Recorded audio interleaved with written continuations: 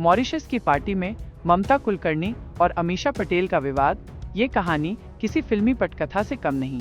ममता कुलकर्णी, जो कभी बॉलीवुड की सबसे विवादित और चर्चित अदाकारा रहीं, उनकी जिंदगी हमेशा रहस्यों, ग्लैमर और विवादों से भरी रही।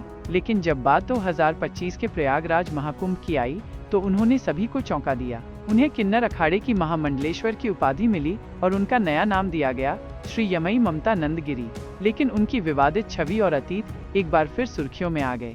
ये किस्सा है मॉरिशस में आयोजित एक हाई प्रोफाइल पार्टी का, जहां ममता कुलकर्णी और अमीषा पटेल की मुलाकात हुई। ये मुलाकात सुखद नहीं, बल्कि बेहद उथल पुथल से भरी रही। पार्टी शुरू हुई थी शानदार माहौल में सजी संवरी टेबल्स, झिलमिलाते रोशनी और चारों ओर चकाचौंध। जैसे ही खाना परोसा गया, ममता कुलकर्णी अचानक भड़क उठी। उन्होंने गुस्से में वेटर और कुकिंग स्टाफ को गालियां देनी शुरू कर दी। ममता के शब्द थे, ये खाना है, तुम लोग इसे भारतीय खाना कहते हो? क्या मैं किसी सड़क किनारे ढाबे पर आ गई हूँ? ममता के इस रवैये से वहाँ मौजूद सभी मेहमान असहज हो गए और फिर बीच बचाव के लिए आई अमीषा पटेल। उन्होंने ममता को शांत करने की कोशिश की और कहा, ममता जी, सभी लोग यही खाना खा रहे हैं। कुक्स ने यहाँ बहुत मेहनत की है, आपको इतना गुस्सा करने की जरूरत नहीं है।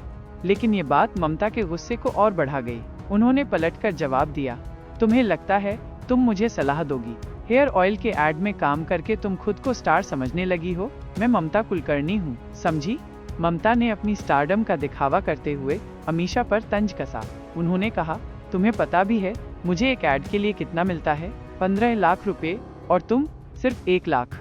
अब बताओ, बड़ा स्टार कौन है?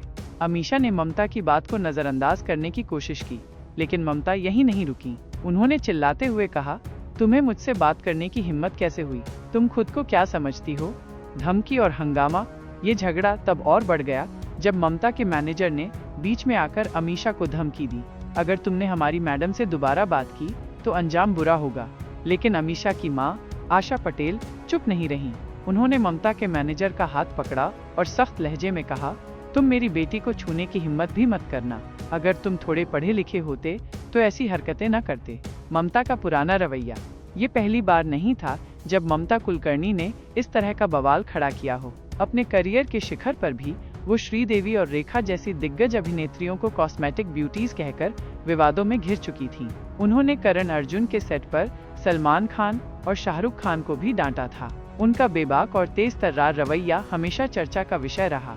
महाकुंभ में नई पहचान, लेकिन पुरानी यादें ताज़ा।